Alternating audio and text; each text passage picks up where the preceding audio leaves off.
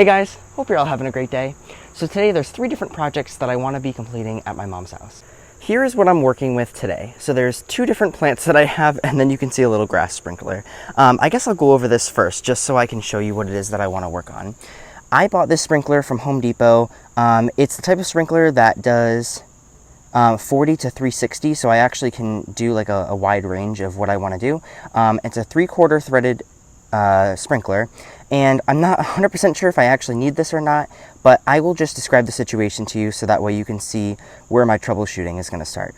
As I walk over there, I just want to show the grass that we have and all the beds and everything, because I just cut it today after probably about 3 weeks or so.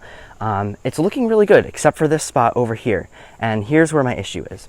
So in the front yard at my mom's, we do have a sprinkler system. It goes off every Monday and Friday. We don't try to use too much water, but just enough. And for the most part, the grass looks really good. You can see our neighbors, they have sprinklers as well. Their grass looks great, but this whole area over here is very patchy. Some of it probably died, or at least is dormant right now. There's still some green over here, but this area looks a lot different than the rest of it. If you take a look at the rest of our front yard, which actually looks really good, it's nice and green, because this is all getting watered properly. But again, if I turn around, you can see just how much different this looks. The reason why is when we put this area in, so this all was grass when we first moved into the house. We planted all of this, we made this bed, and there was one sprinkler, which is over here, that I actually moved. Now, when I moved this sprinkler, I'm not really sure what happened. I don't know exactly which type of sprinkler this is and where it's supposed to go. But when I moved it, for some reason, it stopped rotating. It does pop up. It's one of the sprinklers that is supposed to pop up out of the ground, and then it'll rotate back and forth and it'll spray out water. But for some reason, now it's stationary. I've tried finicking with it. I've tried like looking up videos online on how to use this thing. And for some reason, I just can't figure it out. I'm not really sure. I don't know if there's actually something wrong with the sprinkler. I remember reading online that like you can clean it out, like it could stop moving because there could be like dirt or sand or something like that trapped inside that's preventing it from moving. I really don't know what the issue is, to be honest. So my hope is if I just bought a new sprinkler head and I can adjust wherever it needs to rotate, that hopefully that'll take care of the issue. And then I can just hold on to this sprinkler, and then if I ever need another one, or if we add sprinklers somewhere else or whatever, then hopefully I can use that other one and maybe use it for a different purpose. But at least for now, until I can get a better look at it, I figured I would try to replace it today because it actually created a streak in the grass. I'll show you exactly what I mean. So the sprinkler pretty much just shoots out this way. And if you take a look, this section right here is all green. And then there's like a fine line of where it goes from green to dead. So you can see, and we've had a really rough summer. So if you don't irrigate your grass, or if you haven't this summer in southern New England, then you can see exactly what it looks like. For those of you that don't live in southern New England, we are actually in an extreme drought, I think it is. It's like a D3. It's actually really bad. All of Rhode Island and then a lot of Southeast Mass is in like the second to worst category. So even then, I really don't want to be wasting water on irrigating the grass all that much. But we have it going on 2 times a week. It's just enough to keep it green enough through the summer. We also don't even have sprinklers in the back. I just try to water the grass every once in a while, but even then I haven't been consistent with that.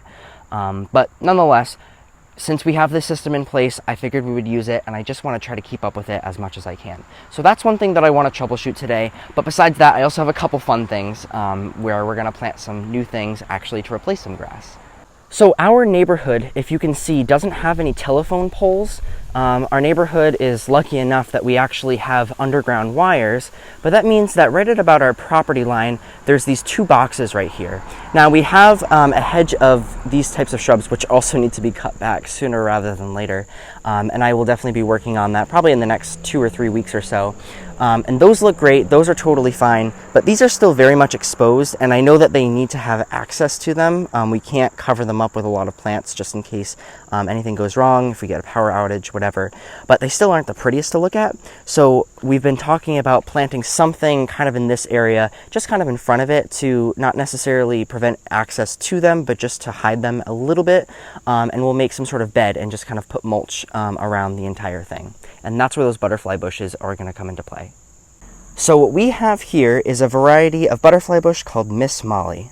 I'm just going to look at the tag while I tell you all this information. So Miss Molly requires full sun, and that spot I would say gets pretty much full sun. It gets a little bit of protection from the tree that's, well, it's behind this limelight. So the tree that's over there, and then also a little bit by, there's a honey locust tree that's above us. That'll provide a little bit of afternoon, more like dappled shade. But I would say it still gets at least 6, 8, maybe even 10 hours of sun a day. It's pretty significant what it does get. It is non-invasive and does stay compact. So we didn't want anything too big. It's not a traditional butterfly bush. It stays a little bit smaller. This one gets about 4 to 5 feet tall and wide, and it's hardy in zones 5 through 9. Butterfly bushes are awesome because they bloom for pretty much from midsummer till we get a frost. You can see this is what a spent bloom looks like right here. It's not the most attractive, but honestly doesn't look all that bad in my opinion. This is the color you get from the Miss Molly. It's like a nice violety, purplish, pink. I'd say it's a little bit more on the pink side, but I really love the color of it. And then this is what a bud looks like before it's actually bloomed. So there's plenty on here, and they provide quite a bit of color. Butterfly bushes also need to be pruned back once a year. You can do it after they've lost their leaves in the fall, or you could do it late winter, early spring. That's probably when I'll end up doing it anyways. And it's just so that way they flower on new wood. So if you don't flower them, they're only going to have blooms more towards the top of the plant. So if you do cut it back every year, then it is going to encourage more blooms throughout the entire plant. And I know that seems like it defeats the purpose a little bit of planting it to cover those up. It's not to completely cover them up. I don't really care if you still see them a little bit. It's more so just to take your eye away from them and put your eye more towards the butterfly bushes. So that's what my plan is with these 2 shrubs. And then the other 3 that I have here are a variety of echinacea or coneflower. These are called Salmon Double. It's really cool because they have a double flower. You can see just how many petals there are on here. So they're very thick. You can see they open up with a little bit of green in the center and also that nice, beautiful, slightly muted pink, but still pretty bright color. You can see it starts to turn into more of like a regular pink and then fade a little bit. And then as they're about to be, you could either deadhead them after this point, or you could still leave it up, and then the seeds are going to form up here. But you can see that it kind of turns into just like a grayish color with a little bit of green that goes back into it. I'm thinking these are a good pair together. I'm not 100% on this. I might end up not putting these in front of these butterfly bushes, but that's what the plan is right now. And then just in case you were wondering, the Salmon Double, it's going to want full sun. And then these grow 20 to 26 inches tall and then 10 to 18 inches apart. So this could be a nice underplanting underneath these butterfly bushes. I really love this pink, and I think I mentioned this in the video before this. I actually wanted to put these in a different spot, but it's really hard to find a good place to put these where they're going to mix in with other stuff because it's such a specific color. There's not a whole lot of perennials that are that pink color. A lot of them are a lot softer tones, so I'm trying to see what can work with it. But the other color from the butterfly bush is a pretty good bright color, so I'm thinking the 2 might work pretty well together. And there's nothing else that's going to be planted around them, so they kind of can be their own thing. So we'll see. I might plant them for now, and I might move them in the future. I tend to do that a lot with stuff, so we'll see what happens. One more thing to note before I do get started, if you had watched my last video or last couple videos, something like that, I started a new method where I laid down cardboard on top of grass and then I put down compost on top of that or mulch. You can do either one of those. Where these are going, I will show you in a second actually where they're going to go.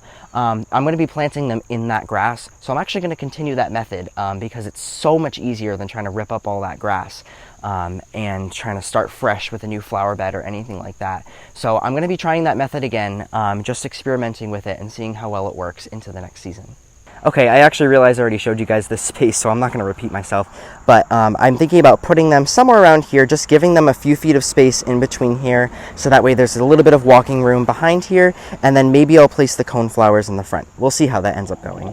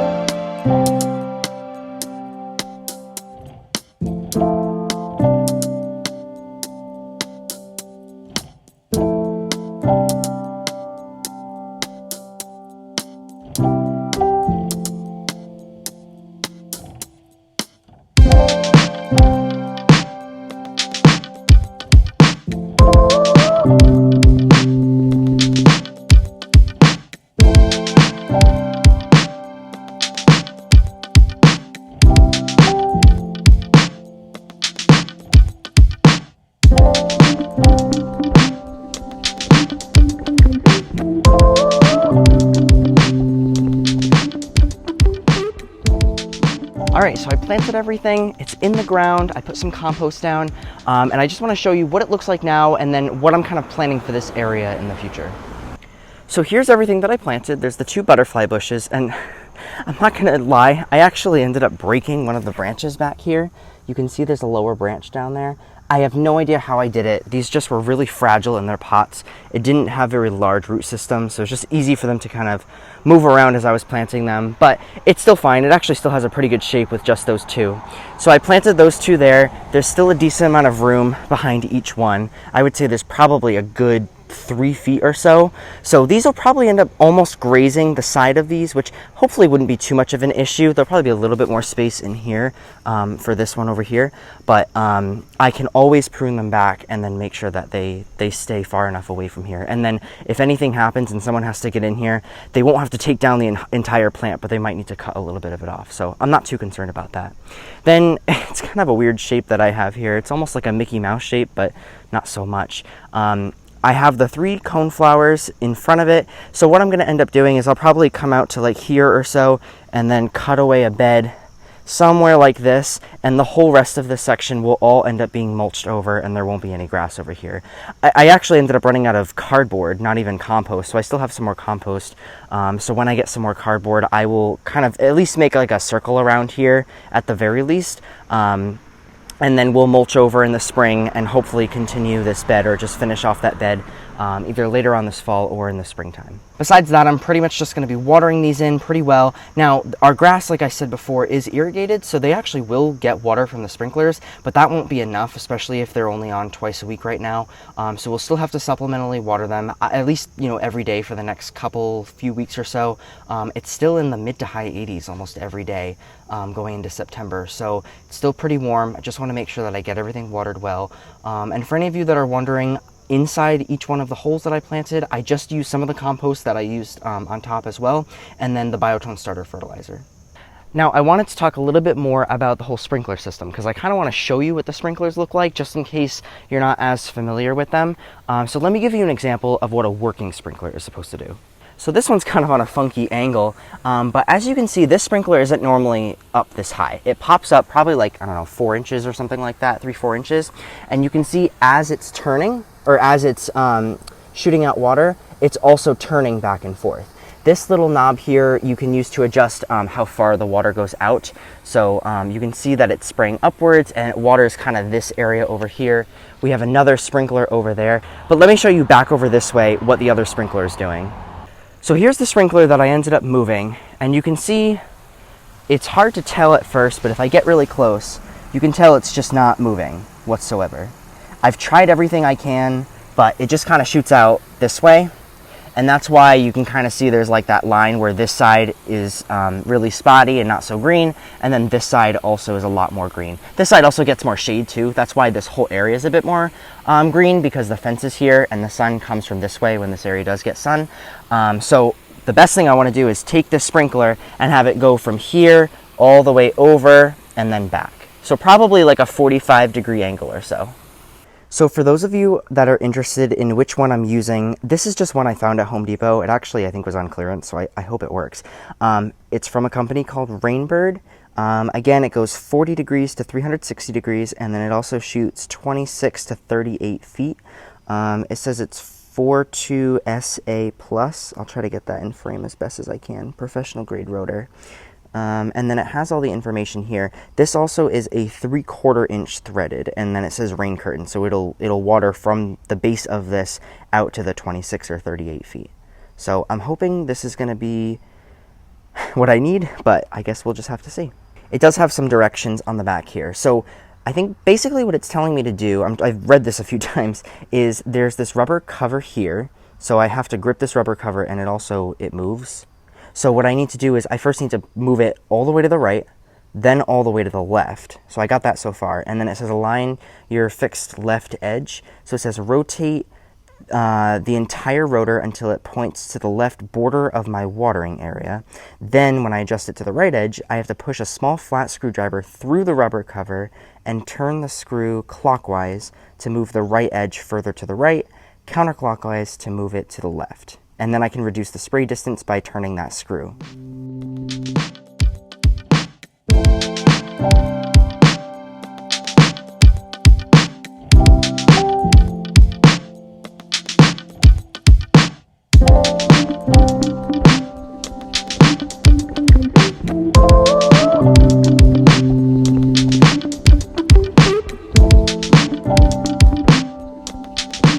So it is a new day. You can see I'm wearing a whole new outfit. I ended up working on that sprinkler until it got dark. I actually ended up, I stopped recording and I used my phone's flashlight in order to continue trying to see what I was doing.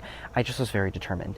As I was working on it, I had a much better understanding of how I actually could use that sprinkler. So I'll kind of show you guys what it is that I was able to figure out. So the first thing I need to do is just manually turn on the system. Just like that.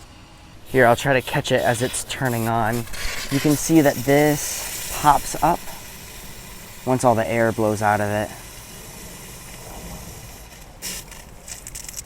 There we go. And then if I stand here, you can see the water's all shooting out and this thing is rotating. So it goes over to here. And then I kind of have it water the roses and the other things a little bit. The one thing I don't want it to water is the limelight hydrangea, because if it hits all those bloom panicles, it's going to weigh them down. But you can see it's moving over. It goes over just to about the fence. So it goes over to there, and that's it. And then it goes back and it turns around. And there's a few different things on here, but if you use a flathead screwdriver on here, then it'll actually allow you to adjust like how far the water goes and how far you want it to turn, all that good stuff. So for example, this piece right here, I have the little flathead screwdriver in here. If I turn this all the way over to the right, do you see how the water is spraying out much wider than it was before? I'm trying to give you guys the best angle. And then if I turn it left, you can see this here. See how it looks different? Then you can see just how far it shoots out to the side. Much different than before. So the rest of our grass for the most part looks really good, especially now that we're finally starting to get out of this heat wave that's been pretty consistent for quite a while. So you can see the area that's still pretty brown and patchy, but when this sprinkler comes back around, it waters this whole area. You can see that right here. It's hard to tell, but the water's kind of going right over like this. All right, so I got everything done that I wanted to get done. I feel so much better about our grass being irrigated, and now that that stuff is in the ground. Like I said, I'm gonna be making those into like real beds, and as we get more cardboard, I'll put more cardboard and compost around those plants, so we can establish a nice healthy bed, get rid of some of that grass as well, and make the yard more beautiful. So besides that, I hope you guys like this video, and I will see you in the next one.